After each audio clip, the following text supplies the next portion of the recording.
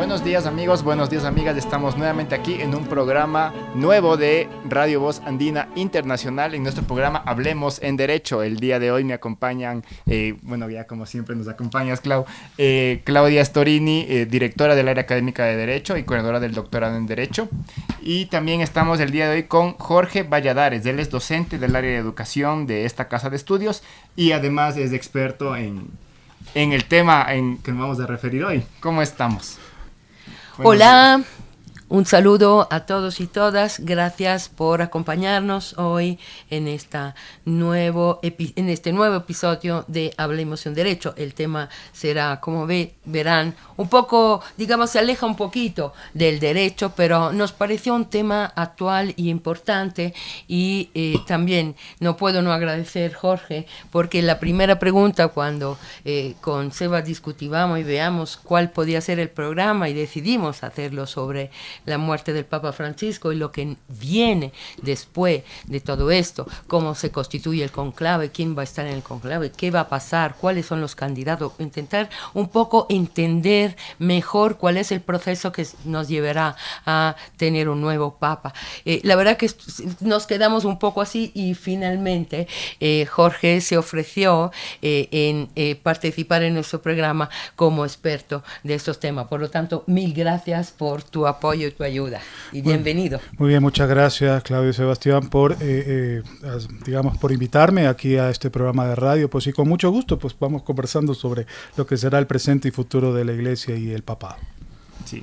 Bueno, empezando resaltar pues lo que fue el Papa Francisco I, una persona muy humana, pero también una persona entregada a los pobres y al Evangelio. En este momento podrán ustedes ver cómo el mundo y cómo la prensa se despidió del Papa.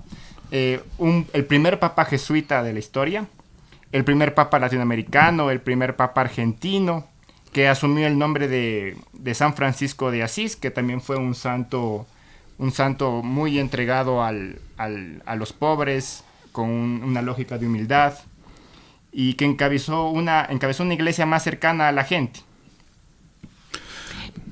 Sí, solo una cosa quiero decir, que efectivamente yo me gustaría, primer Papa jesuita y primer Francisco en la historia del papado, ¿no?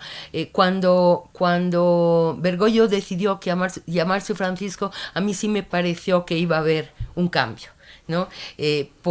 Exactamente por lo que fue y significa San Francisco en la historia de la Iglesia. Si pensamos el momento histórico en el que se dio, cuál fue la actitud de San Francisco, por qué luchó para el reconocimiento de sus órdenes, ¿no? Y eso sí me pareció que era ya sintomático de que algo estaba cambiando radicalmente. Y eso te lo planteo para que podamos discutir. Yo vi un dato curioso en Twitter que decía que ha habido 17 papas franciscanos. Pero nadie asumió se el llamó nombre de Francisco.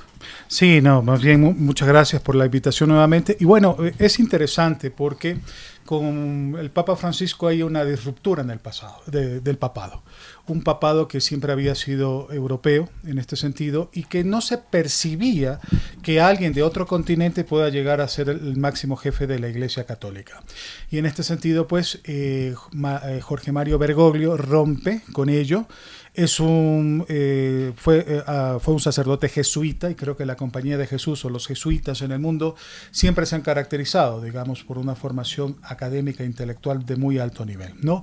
Y además ha sido de las órdenes apostólicas, ¿no? Comenzando desde el siglo XV, siglo XVI, que aparecen, ellos rompen toda esta tradición más bien conventual o de monasterios que tenían franciscanos, dominicos, mercedarios, entre otros. Entonces, los jesuitas fueron fundados por Ignacio de Loyola, ¿no? Un español, un vasco, que proyectó una orden religiosa al servicio del apostolado y de las misiones, ¿sí? Y en ese contexto surge la figura de Jorge Mario Bergoglio, argentino. Por un lado, pues, jesuita, y por otro lado, latinoamericano, que yo creo que su papado refleja la característica de lo que ha sido la presencia de la Iglesia en América Latina, ¿no? Una América Latina con muchas brechas sociales, ¿no? La pobreza, las culturas que hay aquí, ¿no? Las culturas autóctonas, la religiosidad popular, y creo que en eso Francisco recogió ese estilo digamos, de cercanía a la gente, de cercanía al pueblo. Ese concepto de pueblo sí que es parte de una teología popular, es decir, de una ciencia de Dios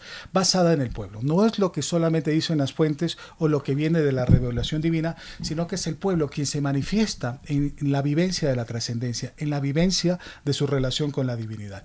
Y ahí, claro, es el pueblo quien también le enseña al sacerdote y a la iglesia en sí a cómo se tiene que vivir esa experiencia espiritual, esa experiencia más trascendente. Entonces Francisco recoge y por eso él tenía mucha cercanía con la gente, se saludaba, yo veía ahí algunas en las redes sociales, ¿no? Momentos que la gente recordaba, mira, cuando estaba en el papamóvil se cayó una jinete que era policía y él detuvo el papamóvil y fue a verle, a atenderle, ¿no? Claro. O los niños que estaban ahí en plena Basílica de San Pedro y comenzaban a jugar, había un niño con alguna discapacidad cognitiva y dice, déjenle jugar, ¿no? Y todavía dice, no, es indisciplinado, como los argentinos. Selfie con la gente. Sí, ¿no? Se hacía el primer papa que se hacía selfie con la gente. Ese tipo de cosas realmente a la gente le impactó. Claro. Y como consecuencia vemos que hoy todavía, que el velorio va a ser este día sábado, hay gente que lo sigue viendo, ¿sí? Increíble. Y lo va a visitar, y que inclusive el Vaticano dijo, vean, queda abierta la Basílica de San Pedro toda la noche, para que haya la posibilidad que toda la gente pueda dar un adiós. Y esto creo que es importante, porque aquí puede venir también, digamos, en la figura de Jorge Mario Bergoglio, que puede ser interesante en que de aquí lo que vaya a venir luego, que después discutiremos sobre lo que pasará en la iglesia terrenal, pero en esa iglesia celestial a lo mejor habrá voces que dirán, ¿saben qué? Ya no tenemos que hablar de Papa Francisco solamente, sino del Santo Papa Francisco. Sí, ya están diciendo eso. Entonces, ¿por qué? Porque hay algunos elementos que la iglesia pide para nombrar un santo, que en primer lugar es el ejemplo de vida, que la gente lo manifieste, y bueno, habrá también el otro elemento que siempre se pide para un santo, los milagros. Los milagros. Entonces, bueno, habrá que ver qué milagros en este sentido realizará Jorge Mario Bergoglio en función justamente de su legado. Sí, bueno, sabemos que el legado de Francisco, él tuvo algunas cosas especiales en su mandato, ¿verdad? Como permitió la comunión de los divorciados, que antes estaba prohibida, emitió el Laudato Si, que creo que es la encíclica más popular. La Casa Común. La Casa Común, sí. La más popular, hasta las personas que no han sido, creo que cercanas a lo que hizo el Papa, pues saben que fue el Laudato Si.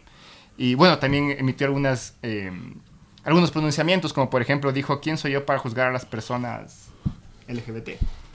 Claro, en ese sentido, por ejemplo, el caso de la encíclica Laudato Si es probablemente una de sus obras o encíclicas más representativas y que mayor impacto o incidencia tuvo, ¿no? Laudato Si, tú has conocido, Claudia, es un dialecto que se habla en Italia, y que quiere decir alabado seas. Alabado seas. Un poco recogiendo ese espíritu y que el Laudato Si caracteriza a Francisco. Exactamente. De hecho, hay una canción hermosa del Laudato Si de San Francisco. Exactamente. Y ahí recoge el espíritu de San Francisco, ¿sí? Uh-huh. Ese San Francisco amigo de la naturaleza, que vivía y predicaba en la pobreza, ¿no? Y que en esa pobreza, en esa humildad y en ese contacto con la naturaleza, alababa a Dios. Entonces, y esto causó mucha sorpresa también dentro de los jesuitas. Cuando escucharon que iba a ser Francisco, pensaron en un nombre que había cogido para ser papa, el nombre de un jesuita famoso también, que era Francisco Javier, misionero del Japón y de las Indias. ¿No? Y dijo, no, yo no soy Francisco Javier, yo quiero ser San Francisco de Asís. Entonces, eso es muy curioso, ¿no? Fueron de los datos. Pero volviendo a la encíclica, me parece interesante toda la defensa que hace por el medio ambiente, ¿no? Es la primera vez que se ve explícitamente que la Iglesia hace una proclamación en el cuidado de la naturaleza, en el cuidado del medio ambiente, en proteger nuestra casa común. Y hay definiciones muy interesantes que yo a veces cuando trato el tema de la encíclica me parece que tienen esencia latinoamericana. Y ahí hay que ver ciertos académicos o intelectuales argentinos, por ejemplo, como el filósofo Rodolfo Kusch, o Juan Carlos Escanone, que son jesuitas, que definen la relación del ser humano con la tierra, o del hombre con la tierra, perdón, la falta de lenguaje de género, ¿no? Es el ser humano con la tierra, que no es que el ser humano habita en la tierra, ni tampoco está en la tierra, sino que nosotros somos tierra. Qué fuerte conceptualmente que es, porque un poco la experiencia humana es que, claro, del polvo nacimos, ¿no? De la experiencia humana, pero volvemos al polvo finalmente luego de la muerte. Entonces ya no es esa visión del ser humano que domina la tierra, que usa la tierra o que solamente la habita, sino que la tierra es vida. y somos de la tierra, ¿no? Y esto es muy fuerte y muy potente, digamos, dentro de la conceptualización del Laudato Si. Y si vuelves al Laudato Si de San Francesco de Assisi, él dice, el Laudato Si que es fratello sole, es decir, hermano sole, hermana tierra. Es decir, en este cántico él está tratando exactamente todos los demás elementos, los seres humanos y no humanos, como iguales, como hermanos, ¿no? Agradece al fuego, agradece al agua, agradece... Es yo creo el primer cántico en el que ya no hay una jerarquía, donde todos y todas somos iguales, ¿no? Para San Francisco. Pues hermano sol, hermana luna, la hermana agua, la hermana... Y le agradece. Y les agradece, ¿no? Y se ve esa armonía que tiene. Y de ahí hay que entender también Laudato Si con otra encíclica que también tuvo su impacto, Fratelli Tutti. ¿Sí? Que habla justamente, hace este énfasis de la hermandad, pero más que todo hacia el lado de la humanidad. Pensar que los seres humanos hoy en día, luego del contexto pandémico y pospandémico, vemos que está la violencia enraizada, que vemos que hay la lucha, que vemos que están las guerras. Es decir, hey, hay que recordar también que somos hermanos. Los seres humanos somos hermanos. Además de ser hermanos con la naturaleza, somos hermanos entre todos. ¿Sí? Entonces, hay un famoso teólogo español, González Baus, que decía o planteaba la tesis del proyecto de hermano para los seres humanos, ¿sí?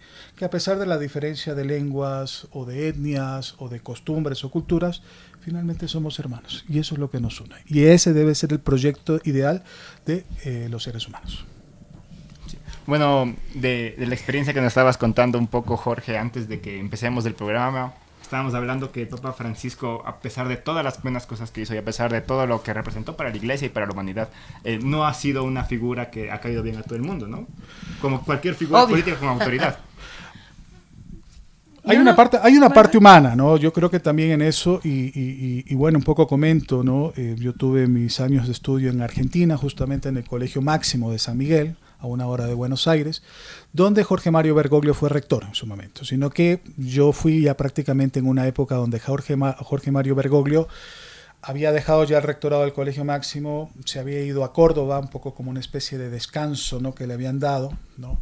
No por llamarle destierro, sino descanso, y después pues vuelve a retomar Córdoba, Argentina, sí, y después vuelve a retomar sus actividades cuando el cardenal argentino de esa época, Quarrachino, lo nombra ya arzobispo, obispo auxiliar de Buenos Aires, ¿no? Si uno mira la figura, la parte más humana de Jorge Mario Bergoglio, claro, es descendiente de familias italianas, ¿no? Y por eso ese dominio tan exquisito que tenía del italiano. El Papa en Roma es también considerado el obispo de Roma. Claro. ¿Sí? No es solamente el Papa, el Vaticano, sino el obispo. Y creo que también en Italia tuvo una experiencia muy interesante de sentir un obispo de Roma por esa cercanía. Sí. Entonces, por eso la gente también tenía mucho encanto, ¿no? De ver lo que iba a las cárceles o que estaba en las calles o que estaba ahí con la monjita amiga también, con este tema también de esa pastoral de circos y de personas también con diversidades sexuales, entre otras. Entonces, ahí se ve esa cercanía de un verdadero obispo de Roma. No el Papa solamente sentado en un escritorio o encerrado en un cuarto. En un cuarto, claro. No. Él tenía una vivencia social. Iba a ver sus parientes en el norte de Italia. La tía que tenía, creo que era una prima, no sé quién era, pero la iba a ver regularmente. Era una persona más también en algunas cosas, ¿no? Se necesitaba cambiar las gafas, los anteojos, ¿no? Sí. Y no es que le pedía al dueño de la tienda de anteojos sino que él iba como un cliente más y decía, pero si viene el Papa aquí, ¿no? O si quería comer algo, ¿sí? Se iba en un momento dado, abandonaba las murallas del Vaticano y claro, era un ciudadano más. Y de hecho su vivencia también en el Vaticano es completamente diferente, porque él comía siempre con los demás. Nunca le servían en sus habitaciones, bajaba en el comedor del Vaticano para comer y compartir. Y probablemente lavó muchas veces los platos. O sea, ese era el espíritu, ¿no? Probablemente nadie lo documentó, más bien se quedó dentro de la privacidad de las paredes vaticanas, pero probablemente hizo eso. Pero volviendo a Argentina, hay que ver en el contexto argentino, ¿no? De familia italiana, una familia numerosa que era muy común eso, salían del peronismo antes de la dictadura militar, y ahí hay un elemento interesante que también hay ciertos análisis que además de la teología popular o la teología latinoamericana que él practicaba en su pastoral, hay ciertos rasgos peronistas también, probablemente, que uno ve de ese perfil. ¿Por qué? Porque Juan Domingo Perón o Eva Perón también tuvieron una incidencia y ellos tenían estos comportamientos también o actuaciones en función de llegar a la gente, conversar con la gente, tener esa relación, que el presidente de una república venga y diga y coma contigo, ah, caramba. Entonces, probablemente eso es parte también de la influencia en la personalidad. Por otro lado, hay una dictadura militar muy fuerte y ahí vemos que en esa época, pues, Jorge Mario Bergoglio, pues, de alguna u otra manera hizo su formación sacerdotal, ¿sí? Fue muy duro cuando se ordenó, inmediatamente lo nombraron provincial de los jesuitas, ¿sí? En una época donde la iglesia era perseguida para quienes tenían estos pensamientos más de izquierda. Entonces ahí, por ejemplo, él tuvo que constantemente ser político y diplomático con los de la dictadura militar y tratar de proteger a muchos curas que tenían más este pensamiento de izquierda, que eran denominados curas villeros. ¿Qué son las villas en Buenos Aires? Son los suburbios, son los centros marginales o las favelas, digamos así, ¿sí? Entonces había muchos que estaban comprometidos con una teología de la liberación, con una opción preferencial por los pobres y en este sentido eran perseguidos por las dictaduras militares. Hay historias, ¿no?, de curas perseguidos, que fueron algunos eliminados, asesinados, otros sencillamente torturados o expulsados de un país, ¿no? Que los agarraban, los secuestraban y los ponían al otro lado de la frontera y aquí no vuelves a entrar. Entonces ese tipo de dictadura hubo aquí y Jorge Mario Bergoglio pues vivió esa experiencia. Y él, por ejemplo, cuenta en una entrevista que le van a hacer post-mortem, por ejemplo, que le dio un periodista argentino, de que él varias veces tuvo que trasladar escondido en vehículos a curas que habían estado represados, encarcelados en un sitio por San Miguel llamado Campo de Mayo, para llevarlos a la ciudad y liberarlos. Y tenían que pasar una cantidad de controles de vigilancia militar para proteger a sus hermanos. De la misma manera, a sus hermanos jesuitas, de la misma manera, también se lo acusa en su momento que no hizo lo suficiente para proteger a curas que fueron exterminados o liquidados por la dictadura militar. Entonces, ahí, por ejemplo, hay una primera herida. Hay una primera herida que vemos hizo, ahí. Pero tal vez no hizo lo suficiente, ¿no? Yo atribuyo a eso que era muy joven, pues, para su tremenda responsabilidad, ¿sí? Claro. Después deja de ser provincial y lo nombran a él padre encargado de la formación de seminaristas. Y ahí viene otra segunda etapa, donde después de dejar de ser provincial de los jesuitas en Argentina, que era la máxima autoridad, pasa a ser un formador de seminaristas, formador de filósofos, formador de teólogos, formador de juniores, que serían aquellos estudiantes jesuitas de las humanidades. Y entonces ahí vemos que Jorge Mario Bergoglio establece un estilo de formación muy disciplinado, muy con el pueblo, pero muy recto, muy firme, porque él, el estilo, si ustedes vieron, era tenía esa apertura, pero también muchas veces había como cierta precisión radical, como radicalidad en su discurso. Por ejemplo, no puedo aceptar yo a alguien que esté haciendo abuso de niños, de menores, ¿sí? No puedo aceptar a algún sacerdote o cardenal o obispo que esté haciendo evasión de impuestos, ¿sí? O que no tenga claridad en sus cuentas. Entonces, ese tipo de práctica más disciplinaria sí estaba inserta. Pero todo su pontificado también es de decisiones fuertes, ¿no? Exactamente. Él decide. Mira, él ahora ha decidido que no va a ser sepultado como todo lo demás papa. Y decidió esto y se salió tranquilo. Exactamente. Entonces vemos que hay una firmeza en su toma de decisiones, pero esas firmezas, ¿qué generan? Polarizaciones. Claro. Entonces ahí, en una etapa dentro de la formación, y hay una crisis que no sé si la vayan a escribir, yo creo que no se van a animar a escribir muchos de ellos, más que todo por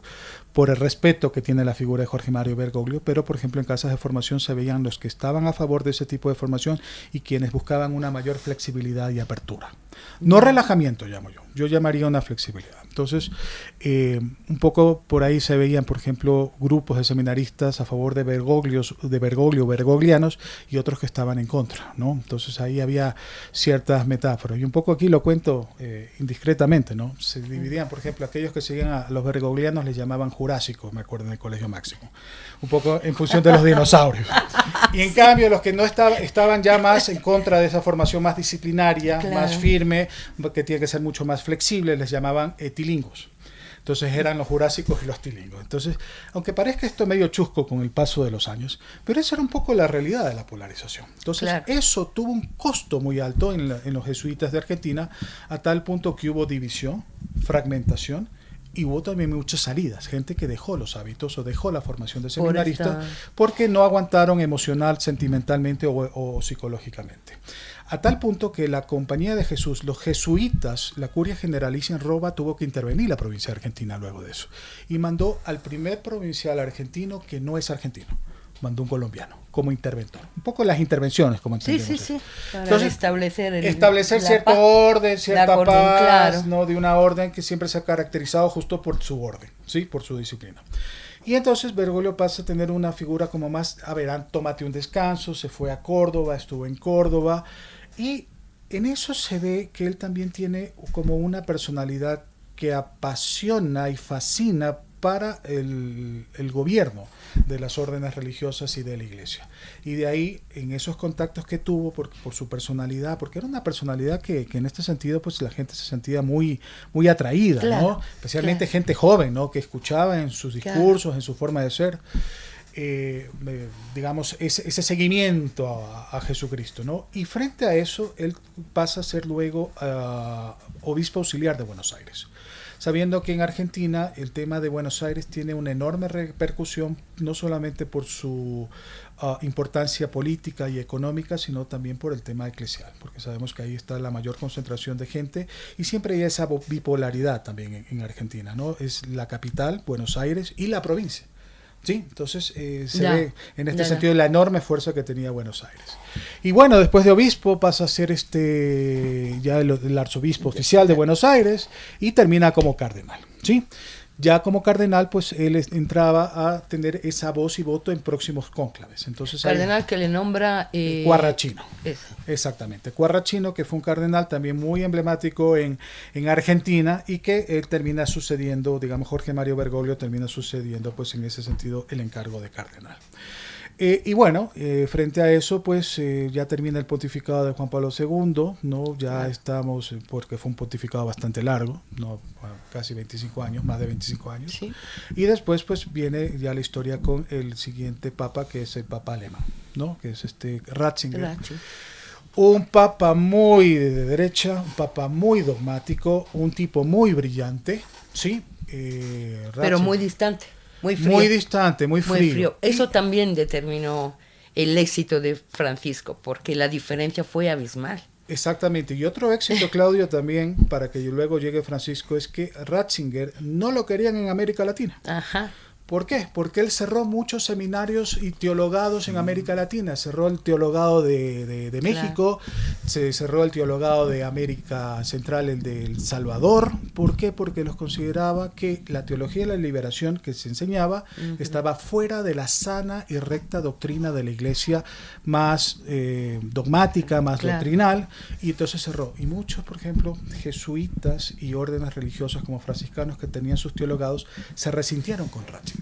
¿Sí? Sí. Entonces, claro, ¿en qué implicaba cerrar? Que no podían estudiar, que tenían que ir a otra universidad a terminar sus estudios como seminaristas, o sencillamente podrían solamente tener gente de su propia orden y no podían recibir a otra gente. A tal punto, por ejemplo, pensadores de la teología de la liberación como John Sobrino, Ratzinger les prohibió la cátedra, que ya no podían seguir enseñando en universidades católicas. ¿Sí? ¿Por qué? Porque él iba él era el jefe de la congregación de la doctrina de la fe del Vaticano. Entonces, en este sentido, pues él ponía el orden en el tema doctrina. No podías decir más allá de lo que la sana doctrina o el catecismo decía. Entonces, ahora llama mucho la atención, y ahí vemos también el poder de esa personalidad que tenía Jorge Mario Bergoglio, que Jorge Mario fue muy amigo de Ratzinger.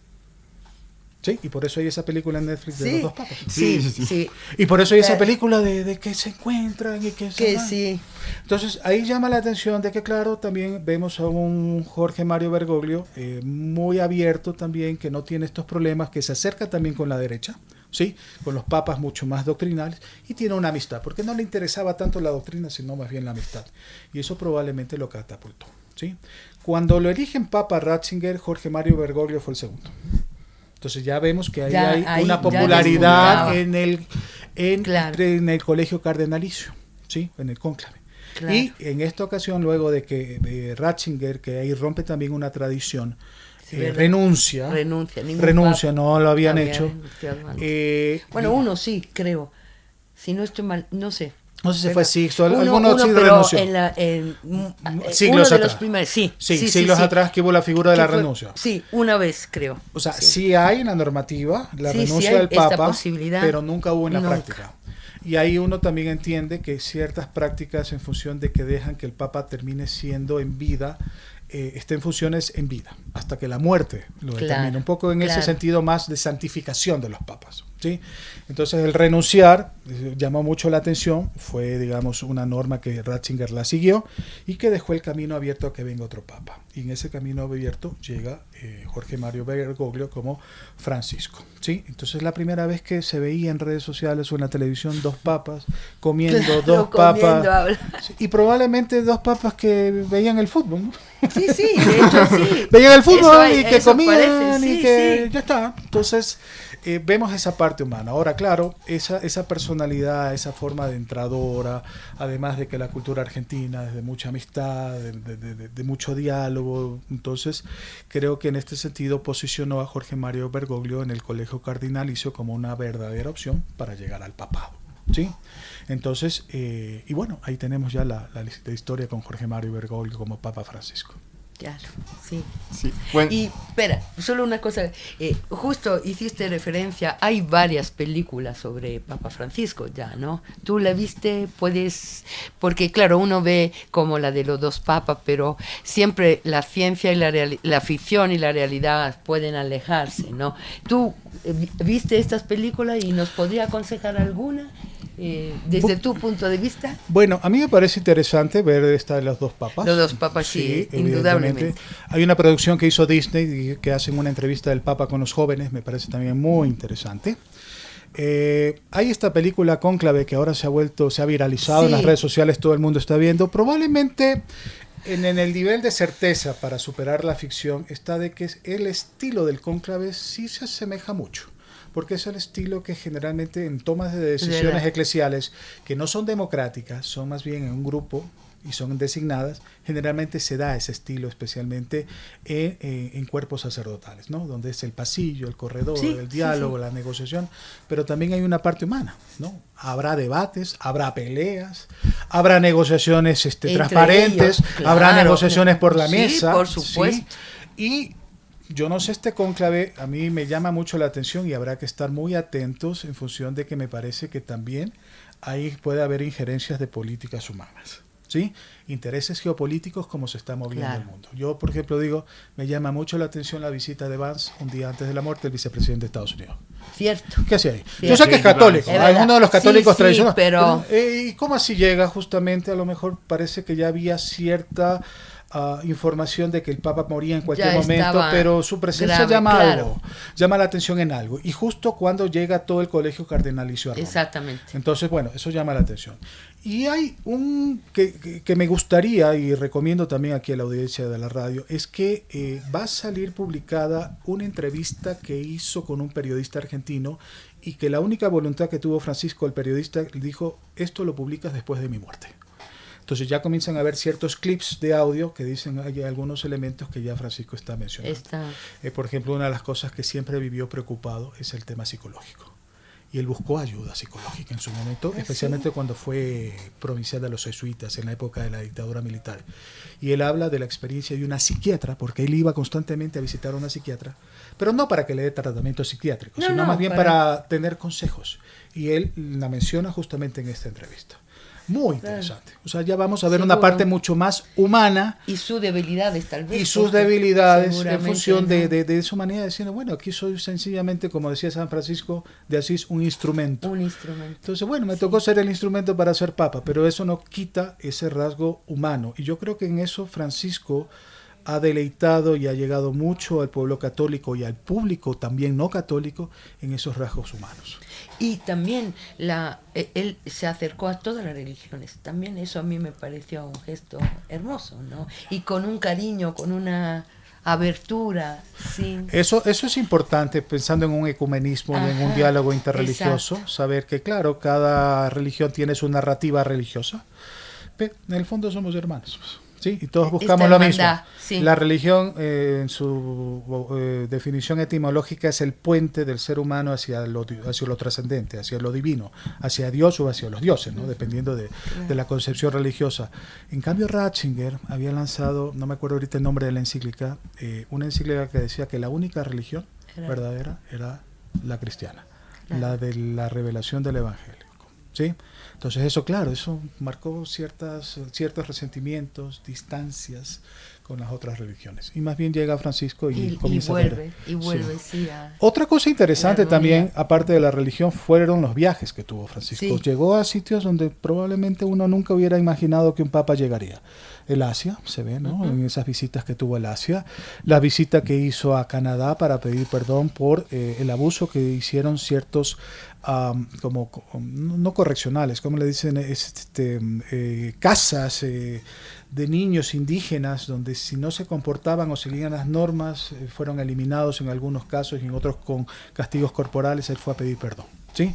Y en su retribución, los pueblos indígenas del Canadá pues le dieron toda la indumentaria, ¿no? Entonces esto me parece muy, muy interesante en función de los viajes que hizo Francisco, inclusive estando enfermo, ¿no? Y de hecho hay un conjunto de fotos que han hecho, ahora está circulando, donde se ve el Papa con la diferente indumentaria de diferentes países, de diferentes pueblos, y se la ponía además, no es que la recibía solo y la guardaba, ¿no? Como en muchos casos se hace, sino que él lleva puesta esta parte de esta indumentaria o algo simbólico, ¿no? Exactamente, en un sentido de México, el sombrero de México, hay varios sí, y eso demuestra también su talante, ¿no? Y esto hay que reconocer, hoy en día estamos en tiempos de redes sociales y hemos tenido la oportunidad de acercarnos más a todo lo que hizo este Papa en este sentido. Seguramente, sí. Ahora, pensando en América Latina, una de las cosas que les comentaba es que el primer país que él visitó oficialmente fue Ecuador.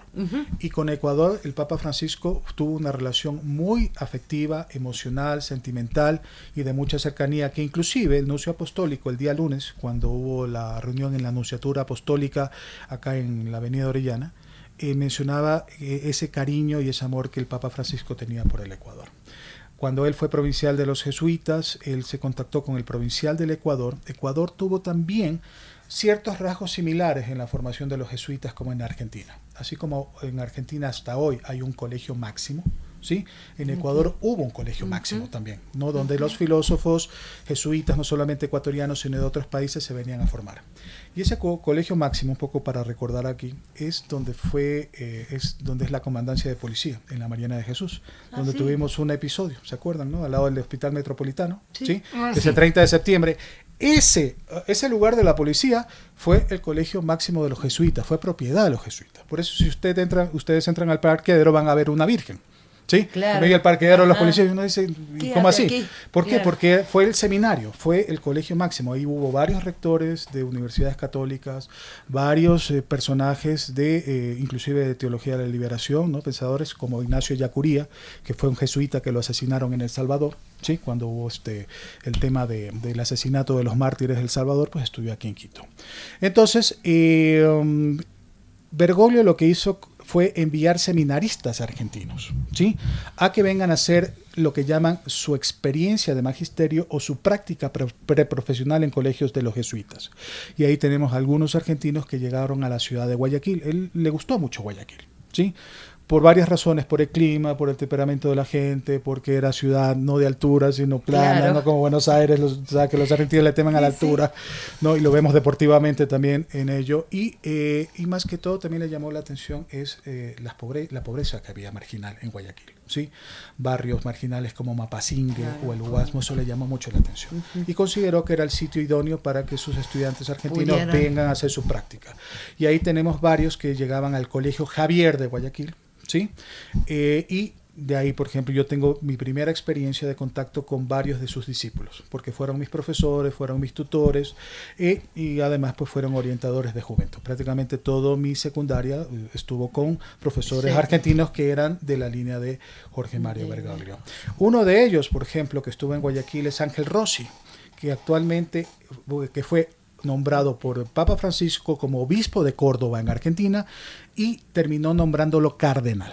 Entonces, él va a participar en el conclave. Ahora está en el conclave, ¿sí? claro. Y también conversaba con algunos compañeros que uno dice, bueno, ¿y quién va a participar por Ecuador en el conclave?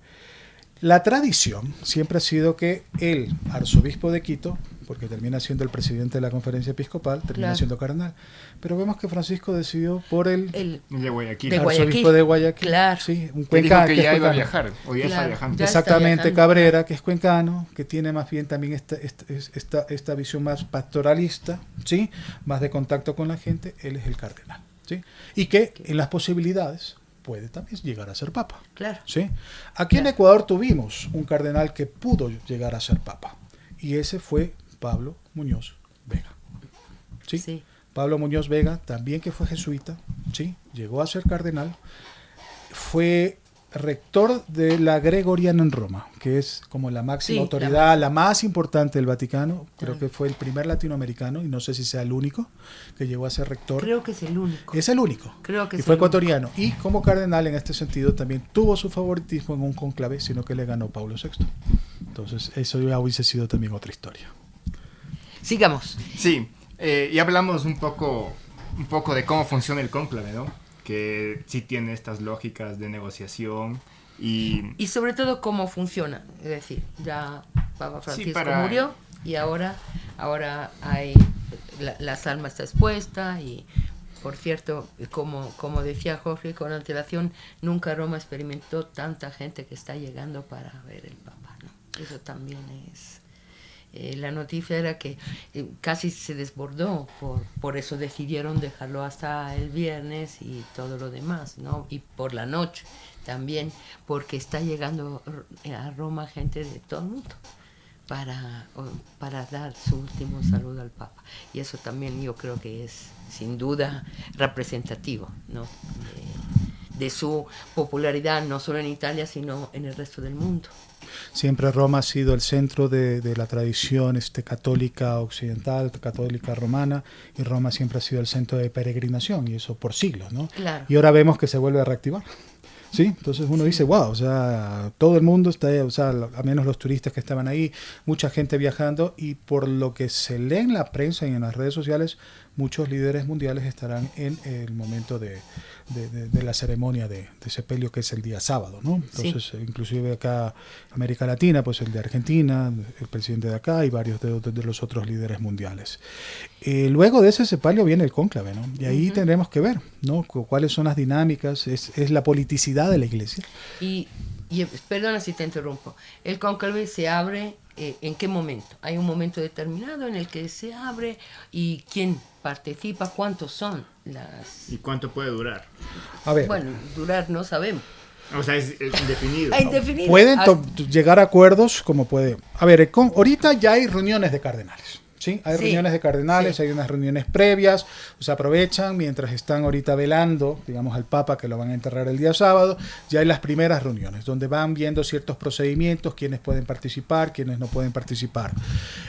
Ahí hay ahorita, hay un conflicto, por ejemplo, con un cardenal italiano que era muy amigo del Papa Francisco, ahorita creo que es Berrugo el apellido, no me acuerdo ahorita. Pero que Francisco lo tuvo que destituir porque había tenido problemas de fraudes fiscales con el gobierno italiano, un mal manejo de finanzas, ¿no? Pero resulta que hoy ya apareció. Entonces ha estado pues ahí justamente ya en la Basílica, estuvo en la casa de Santa Marta y está en estas primeras reuniones preliminares. Y una de las cosas que tendrá que decidir el cuerpo cardenalicio es si participa entra o no en el conclave. Mucha gente va a decir, no, tú ya perdiste los derechos. Claro. En cambio, la gente que a lo mejor será de una línea, que parece que es una línea más conservadora, va a decir, no, ¿por qué no pueden entrar? Claro, porque cuenta con él y con su apoyo. Exactamente. Claro. Entonces termina los actos de sepelio y están calculando que será el 5 o 6 de mayo que inicie ya el cónclave. ¿Sí? Ahí pues, ahorita el número exacto no lo tengo, pero ya está determinado, creo que son 40, no me acuerdo el número ahorita de 40, tan poquito. Bueno, tendríamos no sé, que revisarle cuál es el número. 118 o algo no sé así. si tenía, sí, en ese sentido. Puede ser. Sí, puede ser. No sé, pero bueno. Pero son los cardenales que están acreditados para el cónclave. Sí, que van con la representación de los países. Hay países que tienen un solo cardenal, hay otros países que tienen 4 o 5 cardenales. Argentina creo que va con 3 cardenales, Brasil va con 5 y así. ¿Sí? Entonces ellos serán los electores. también la mayoría de estos cardinales en este momento son nombrados por el Papa Francisco. A ver, ahí hay un movimiento político muy interesante y ahí hay que hacer lecturas. ¿Sí? Claro.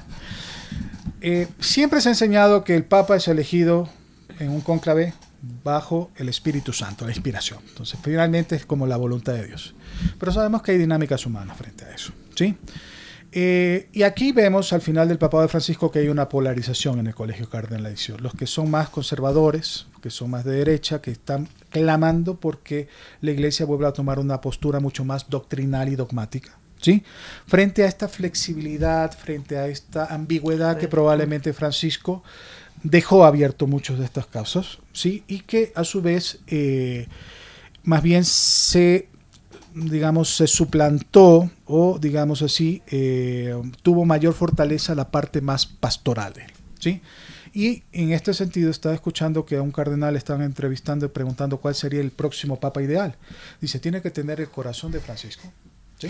Pero, te ponen el pero, tiene que tener una mayor precisión dogmática, doctrinal. Entonces ahí vamos a ver que hay una polarización. ¿Sí? Va a haber una polarización en el cónclave, va a haber la gente que esté a favor de la línea progresista de apertura del Papa Francisco, de un Papa mucho más cercano a la gente, y hay otra línea que se ve que está auspiciada por algunos gobiernos de mucho poder político en el mundo, que están buscando nuevamente un régimen mucho más doctrinal, conservador. ¿Sí?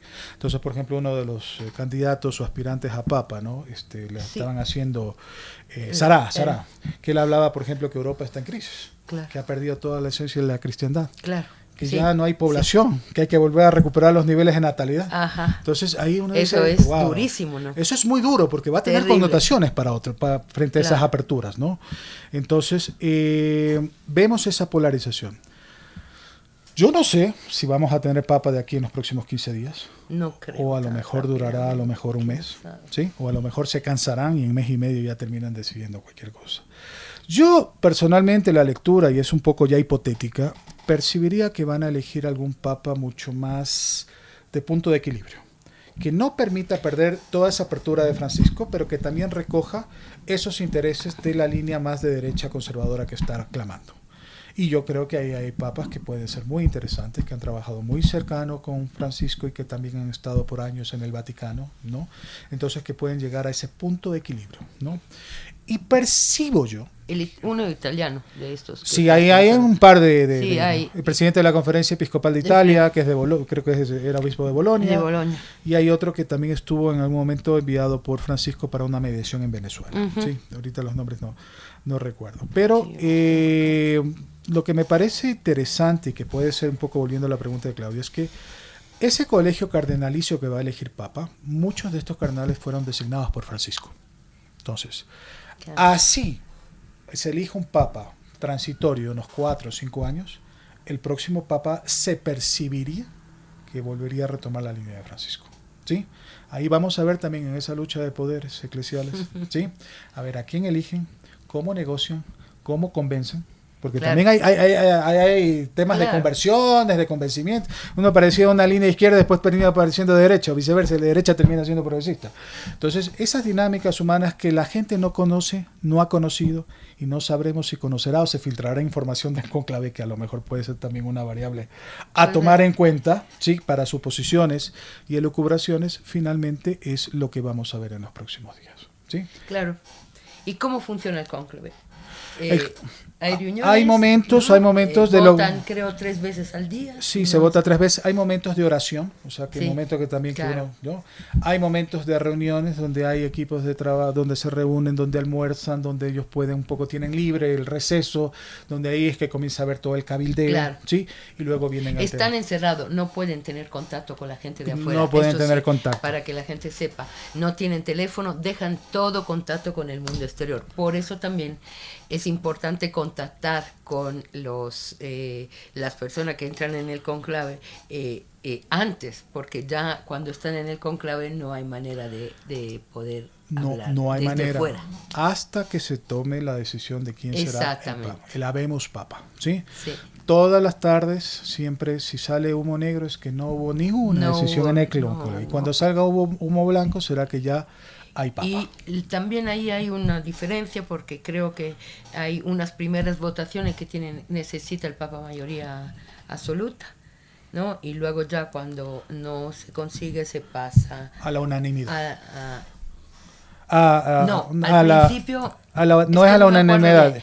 Unanimidad al inicio. Sí, si no hay unanimidad, por mayoría. Por mayoría, eso así es. es. Sí. Es la mayoría. Entonces ahí vemos, por ejemplo, Ratzinger fue elegido por mayoría. Sí. Bergoglio fue elegido por mayoría. Por mayoría. ¿Sí? Sí. Y ahora vamos a ver. Los últimos papas sí son todos por mayoría, ya es difícil también. Claro, la certeza ahí que podemos ver es que no va a ser un papa elegido por unanimidad, uno. No será un papa jesuita, ¿sí? Aunque hay jesuitas como cardenales, sí hay. Pero percibiría que los perfiles o candidatos que hay no provienen de la orden de los jesuitas.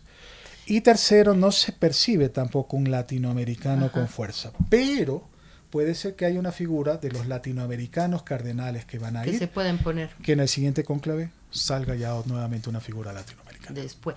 Pero ahora sí, por lo que yo he estado leyendo, sí también Europa quiere volver como para que no se consolide tampoco este alejamiento de la figura del Papa de representante italiano o de otro país de Europa. Obviamente, ¿no? También esto... Bueno, los papas tradicionalmente han sido italianos. Italiano, o sea, claro. Han sido obispos de Roma. Y de hecho lo que están intentando es que vuelva a ser italiano, ¿no? Porque geopolíticamente también es significativo. Es significativo. Quien rompe eso es Juan Pablo II, que fue el primer claro, papa no italiano, sí, polaco, claro. y después Ratzinger, alemán. Y luego alemán, y luego ya... Ahora, es interesante esto porque si te pones a analizar cómo fue el papado de Francisco, él fue un italiano más, finalmente. Sí. Entonces eso de volver a ser obispo de Roma lo retomó con fuerza. Cierto. Más que Juan Pablo II y más que el mismo Ratzinger, si uno se pone a ver. Sin duda. O sea, la gente de Roma, de sus alrededores, de diferentes, se sintió muy a gusto. Y toda Italia, finalmente, ¿no? Claro. Porque se veía así. Entonces, hasta por, como dices tú, por la manera con que hablaba italiano. Era un italiano más. Era finalmente. un italiano más. Entonces, probablemente, yo a veces digo, puede ser que alguno de los papables sea italiano nuevamente, buscando una figura más conciliadora de esa polarización, que no deje de lado lo que ya Francisco aperturó, pero a su vez que pueda responder también a ese reclamo o exigencia que tiene una línea mucho más conservadora. Entonces, puede ser, ¿no? Claro, puede ser como podría ser afro, como podría ser el de Filipinas. Sí, ¿no? Que le decían el Francisco asiático. Ajá, sí, exacto, porque esa es la figura. Es la figura. Él es muy parecido a Francisco, claro. el candidato, el obispo de Filipinas, por su formación, por todo lo que ha hecho. Cuando se lee su historia, sí te das cuenta que es un perfil muy parecido, ¿no? Es muy parecido a él, ¿no? Y después de las líneas conservadoras vemos, por ejemplo, hay un obispo alemán. Müller, ¿sí?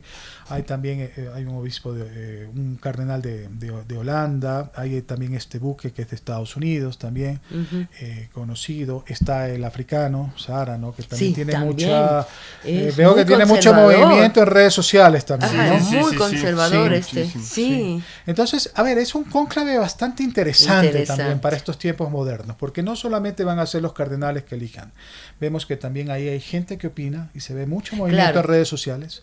Se ve que hay mucho interés geopolítico también de ciertos gobiernos del mundo. ¿Sí? A eso, eso vamos, de una. Entonces, digo, a ver, ahí habrá que ver cuán independiente termina siendo la Iglesia eligiendo a su máximo representante, o cuán dependiente de influencias políticas o de intereses termina viciando también la elección del Papa. Y esto también puede ser muy penoso también. Pero digamos. Sería triste, ¿no? Sería triste porque siempre se ha percibido a la Iglesia como un ente autónomo, alejado de los poderes terrenales y pensando más en las personas y en las religiones. ¿Sí?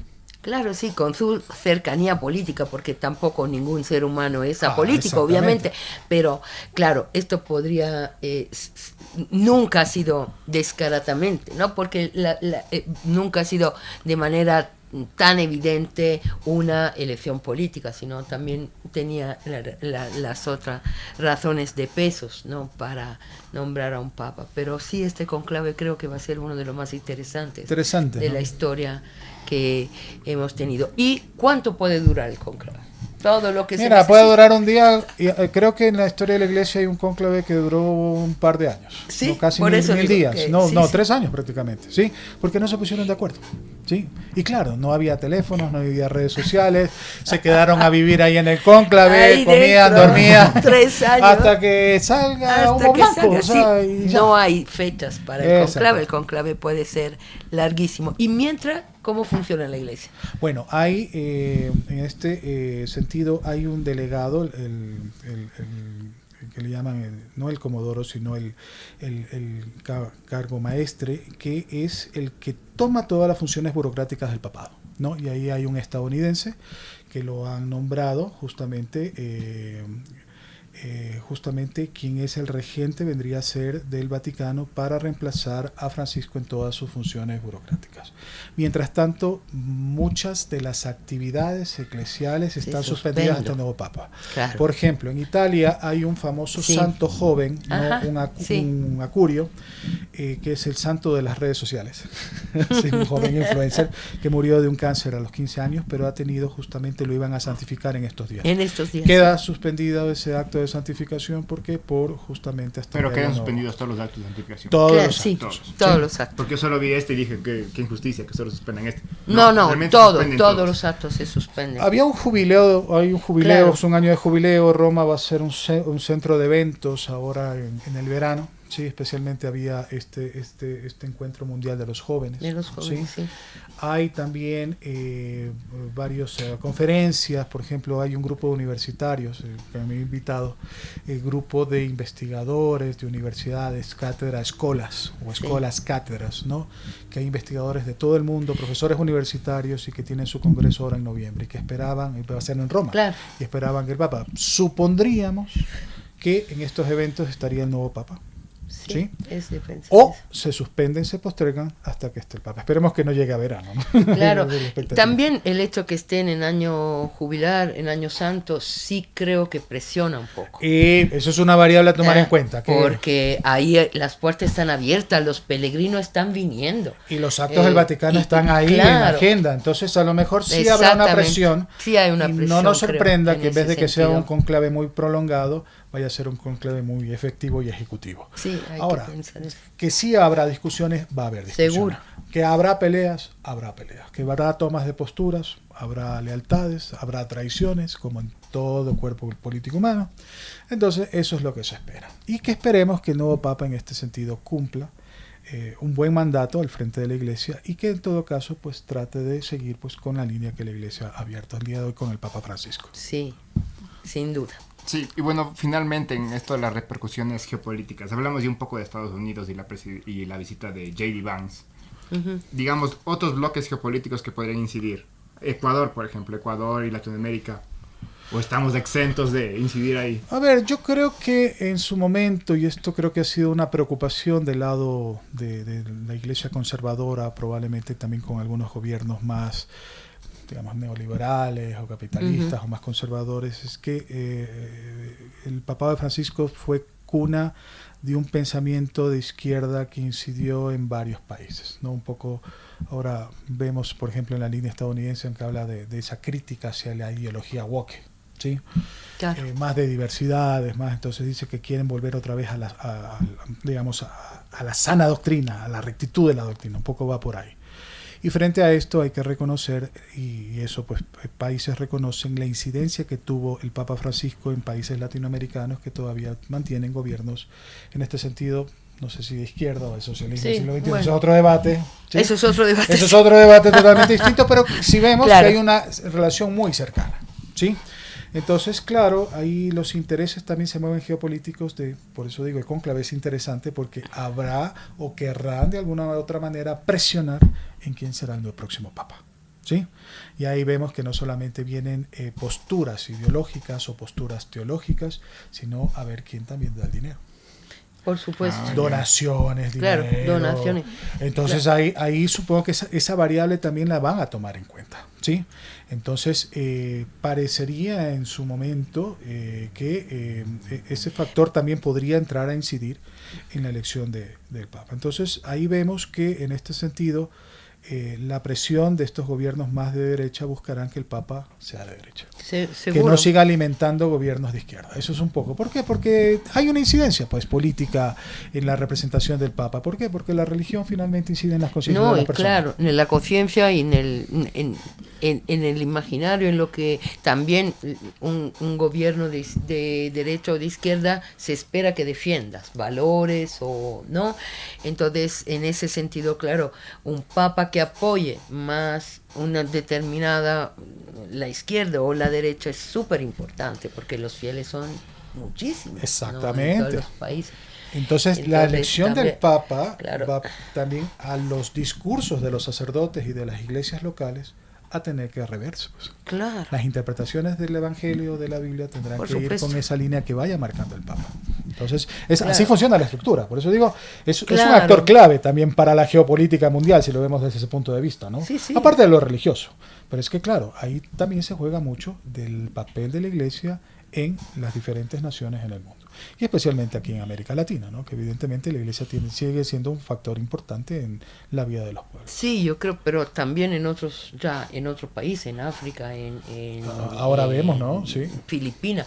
Por eso también están ahí estos cardinales, ¿no? Y hasta están entre los que podrían ser electos, exactamente para la importancia que ahora tiene este grupo de fieles ahí, ¿no? Exactamente, ¿no? Entonces, en este sentido vemos ahí que fuerzas no religiosas pueden incidir en la elección del Papa. Entonces, llama mucho la atención, volviendo al hecho de la visita de Vance.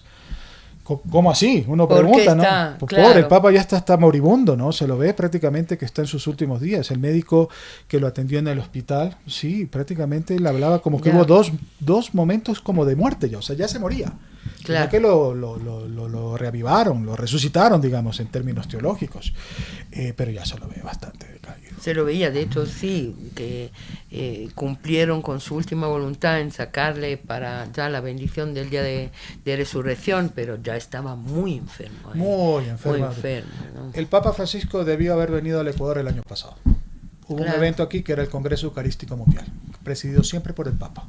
Y Quito estaba en agenda hace 5 o 6 años atrás en la agenda vaticana. Pero ya no pudo. Pero no, pues ya mandó a su delegado, ya con esos pulmones y venir a una ciudad de altura.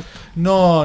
Entonces no vino. Pero bueno, eso estaba dentro de los planes. Entonces, sí, vemos ahí que geopolítica, ahí habría que ver también un poco, vemos la guerra Ucrania-Rusia, ¿no? Claro. Ahí vemos a ver el nuevo Papa, qué postura te da, ¿no? Claro, porque Francisco hizo todo lo que pudo, ¿no? Para intentar que terminara esta guerra, ¿no? Una cosa interesante, perdón que me interrumpa, Claudio, que vi en redes sociales, es que, claro, recibió en su momento al presidente de Ucrania, en el Vaticano, pero en algún momento algún periodista le hizo una pregunta como si él iba a tener una postura antirrusa, ¿sí? Y una de las primeras cosas que dijo Francisco es: no me hagan pelear con el patriarca de Rusia, ¿sí? O sea, vemos ahí también un poco el espíritu pacificador, o sea, es decir, a ver, yo sé que la guerra no puede ser el camino para resolver los problemas, pero también tenemos que respetar en ese sentido la voluntad de los pueblos. Y la religión no puede prestarse para tomar esas posturas. Entonces, veremos, ¿no? En ese sentido, el nuevo Papa qué postura tome con todos estos nuevos conflictos que hay, ¿no? Ahora vemos conflicto palestino-israelí. También. Israel puso nota de condolencias, pero luego la borró. Exactamente, porque luego la borró. Sí, ahí vemos que en este caso pues hubo algún comentario del Papa Francisco, alguna postura que no le gustó. Claro, también es interesante y habría que hacer abrir otro espacio, ver cómo todos los periódicos del mundo anunciaron la muerte del Papa.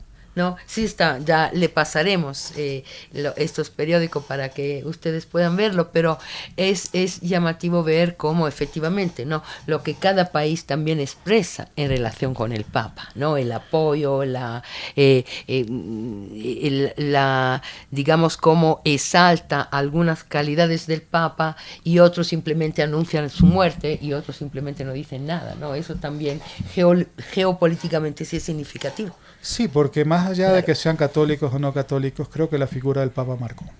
Papa Francisco marcó. Claro. ¿Sí? Por su cercanía, también por sus ideas, por sus posturas y más que todo llamó mucho la atención toda esa pastoral y todo, digamos, ese mensaje que dio a la gente pobre, por ejemplo, el tema de los migrantes. Sí, también. Esa migración.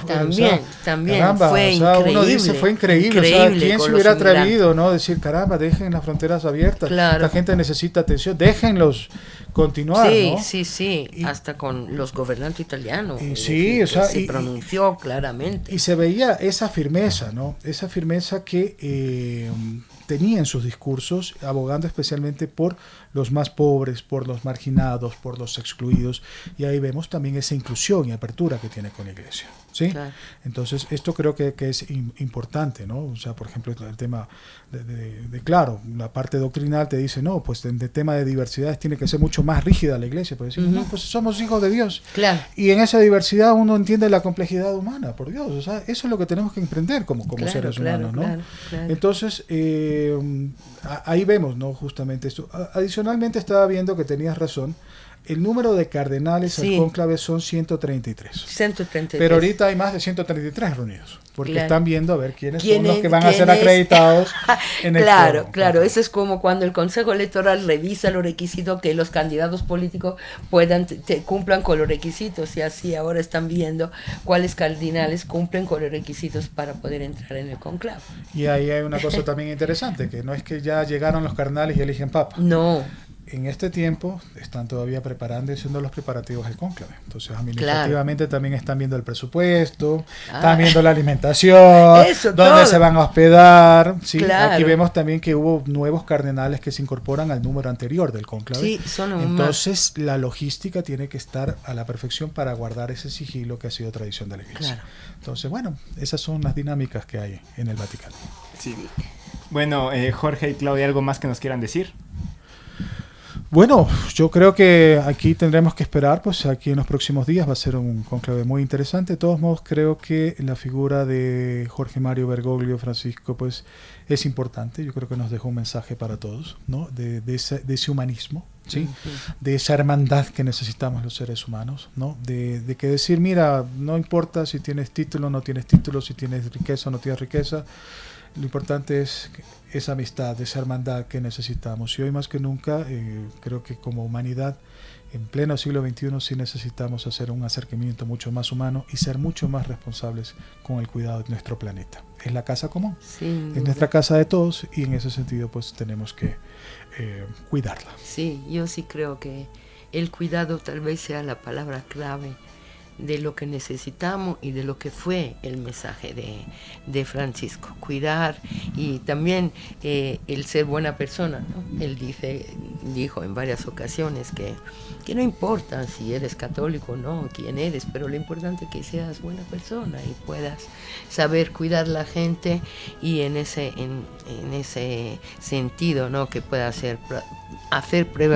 prevalecer el amor sobre cualquier otra cosa. Yo sí creo que el mensaje es súper potente, es un mensaje potente el de Francisco, y bueno, esperemos que sea un buen conclave y que podamos seguir en este camino. Yo creo que hay que desearle esto a la Iglesia y al mundo entero. Sí. Bueno, muchas gracias Jorge, muchas gracias Claudia por este espacio. Creo que fue muy enriquecedor, sabías muchísimo, Jorge. Eres buenísimo en estos temas, yo nunca me imaginé. Bueno, aquí para muy bien, a las órdenes. Mira, hacemos una cosa. Cuando ya esté el nuevo Papa, vamos a hacer otro programa para hablar del nuevo Papa y de quién es, ¿no? Para presentarle y para que puedan conocerlo con nosotros y nosotras en este programa. ¿Te parece, Jorge? Bueno, esperemos que sea pronto, que no sea en 6 meses, porque si no, vamos a estar esperando a ver cuándo no, esperemos que sea pronto, además porque Roma necesita y el mundo necesita otro Papa rápidamente. Muy bien, muchas gracias. Gracias a todos y a todas. Y muchas gracias a ustedes, nuestros radioescuchas. Les recordamos que el programa Hablemos en Derecho se emite los días martes a las 10 de la mañana, los días cada 15 días. Fuimos Jorge Valladares, Claudia Storini y Sebastián Palis, aquí en Radio Voz Andina Internacional. Hasta la próxima. Hasta siempre.